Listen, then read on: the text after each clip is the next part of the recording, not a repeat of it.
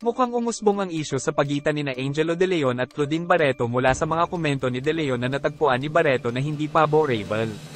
Nahayag ang alitan ng ipahayag ni Barreto sa isang public event ang kanyang pag-aatubili na makatrabaho muli si De Leon.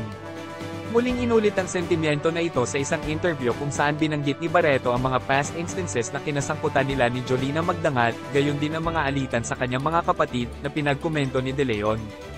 Ang paninindigan ni Barreto ay mas gusto niyang mag-focus sa sarili niyang career kaysa isali ang sarili kay De Leon.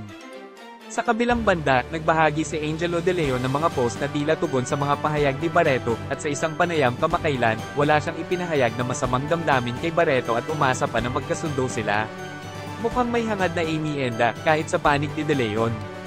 Paano nga ba nagsimula ang isyong ito?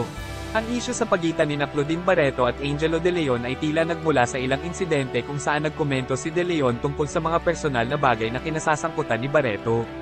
Partikular na inisyu ni Barreto ang mga sinabi ni De Leon sa nakaraang alitan ni Barreto at Jolina Magdangal, gayon din ang hiwalay na alitan na kinasasangkutan ng mga kapatid ni Barreto.